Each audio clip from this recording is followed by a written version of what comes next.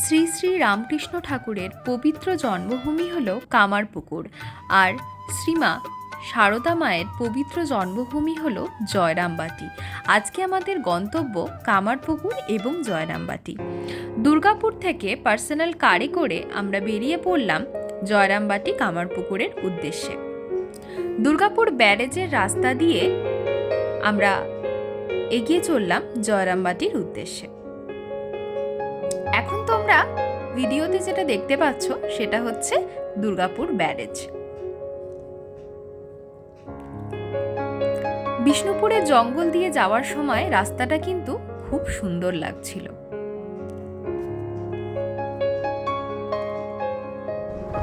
কিছু দূর যাবার পর বেলিয়াতোড়ের বিখ্যাত লালু চায়ের অপোজিটে দোকান থেকে কচুরি, ম্যাচা তরকারি দিয়ে ব্রেকফাস্টটা সেরে ফেললাম। তারপর আবার রওনা দিয়ে দিলাম। দুর্গাপুর থেকে কামারপুকুরের দূরত্ব নিয়ার অ্যাবাউট 110 কিলোমিটার। পৌঁছাতে সময় লাগবে 3 থেকে 3.5 ঘন্টা। কামারপুকুরে পার্কিং জোনে গাড়ি পার্ক করে চলে এলাম রামকৃষ্ণ মঠে। আমাদের পৌঁছাতে অনেকটাই লেট হয়ে গিয়েছিল, তাই দেরি না করে চলে গেলাম অফিসে। প্রসাদের কুপন 9টা থেকে 10:30 অবধি দেওয়া হয়, তারপরে কিছু কুপন বেঁচে থাকলে তবেই সেটা সার্ভ করা হয়। ভাগ্য ভালো ছিল বলে আমরা পরে গিয়েও কুপন পেয়ে গেছিলাম, তাই দেরি না করে চলে গেলাম যেখানে ভোগ খাওয়ানো হয়।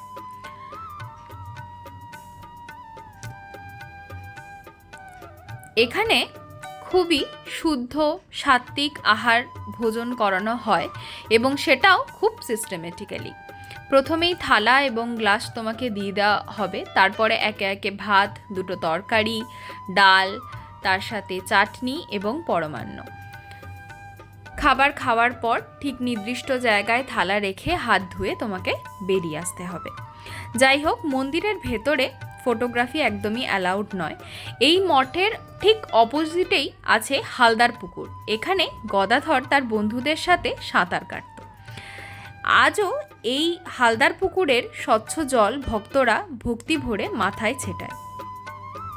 এই মঠের মধ্যে একটা আম গাছ আছে যেটা 168 বছরের পুরনো। ঠাকুর নিজেই এই আম গাছটি এখানে লাগিয়েছিলেন।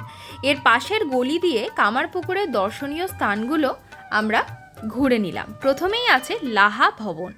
কামারপুকুরের জমিদার ছিলেন ধর্মদাস লাহা, যিনি ঠাকুরের বাবা ক্ষুদিরাম চট্টোপাধ্যায়কে জমি ধার দিয়েছিলেন কুঁড়েঘর বানিয়ে থাকার জন্য। সেটি লাহা ভবন বলে পরিচিত ধর্মদাস লাহার বাড়ি। লাহা ভবনের ঠিক বাঁ দিক দিয়েই গলির মধ্যে দিয়ে আমরা চলে এলাম বিষ্ণু মন্দিরে। এখানে ধর্মদাস লাহার একটি স্ট্যাচু আছে এবং তার পাশ দিয়েই তোমরা চলে যেতে পারবে বিষ্ণু মন্দির। 3টি খিলানের এই বিষ্ণু মন্দির কামারপুকুর লাহা বাবুদের বিখ্যাত বিষ্ণু মন্দির। এই বিষ্ণু মন্দিরে বিভিন্ন পুতুল করা আছে, যেখানে ঠাকুরের জীবনের অনেক কাহিনী প্রস্ফুটিত করা আছে। তার মধ্যে যেরকম ঠাকুরের বাবা ক্ষুদিরাম চট্টোপাধ্যায়ের দেবগ্রাম থেকে কামারপুকুর আসা, ঠাকুরের জন্ম, ছোট্ট গদাইয়ের সাধু সেবা, গদাধরের বিবাহ সারদা মায়ের সাথে, লাহাবাবুদের গয়না ফেরত,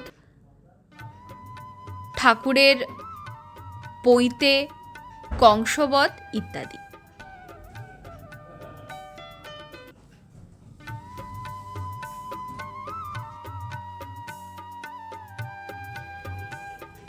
লাহাবাবুদের এই বিষ্ণু মন্দিরটি এখনও খুব ওয়েল মেনটেন্ড এবং জায়গাটি খুবই সুন্দর।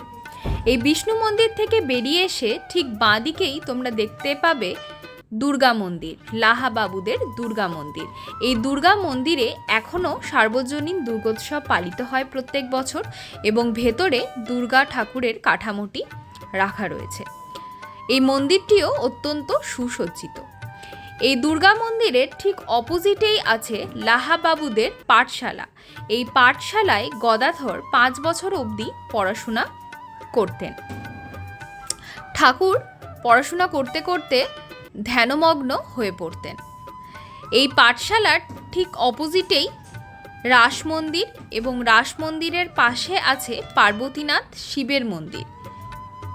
এই পার্বতীনাথ শিবের মন্দিরে এখন গ্রামের স্থানীয় লোকেরাই পুজো আর্চা করে থাকে।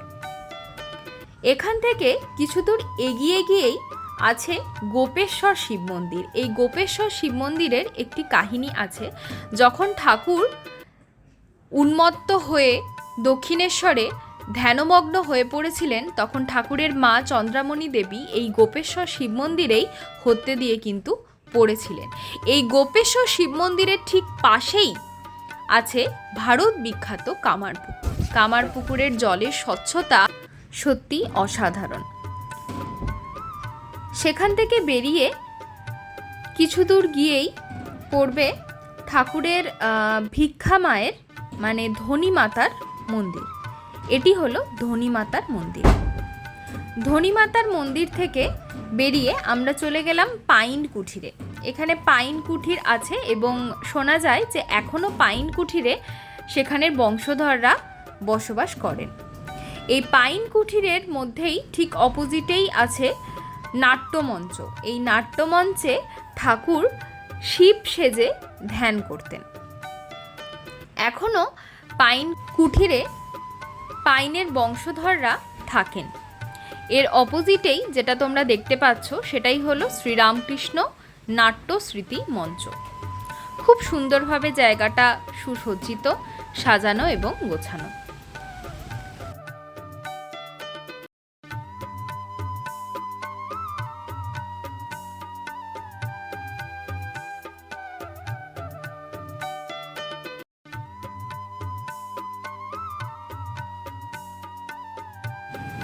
কামারপুকুরের আরেকটি দ্রষ্টব্য জিনিস হলো এই সাদা বোঁদে। এখানে প্রসাদ হিসাবেও এই সাদা বোঁদে দেয়া হয়, যেটি বরবটির বেসন থেকে তৈরি হয়। এছাড়াও এখানে অন্যরকম মিষ্টান্ন পাওয়া যায়। এখান থেকে বেরিয়ে আমরা চলে এলাম জয়রামবাটিতে শ্রী শ্রী মাতৃ মন্দিরে। এখানেও মেন গেটের পরে ফটোগ্রাফি নট অ্যালাউড, তাই বাইরে থেকেই তোমাদের দেখিয়ে দিচ্ছি। এটি হলো শ্রী শ্রী মায়ের নতুন বাড়ি। ভেতরে তোমরা যে মন্দিরটি দেখতে পাচ্ছ সেটাই হলো সারদা মায়ের মন্দির। এই মন্দিরটি 1923 সালে নির্মাণ করা হয়েছিল। যাই হোক, এটি দর্শন করে আমরা আবার বেরিয়ে পড়লাম দুর্গাপুরের উদ্দেশ্যে। আসার পথে বেলিয়াতরের স্পেশাল লালুর 1 কাপ চা তো মাস্ট। ভিডিওটা কেমন লাগলো জানিও। অবশ্যই একবার জয়রামবাটি কামারপুকুর দর্শন করে আসতেই পারো। কথা দিচ্ছি ভালো লাগবে।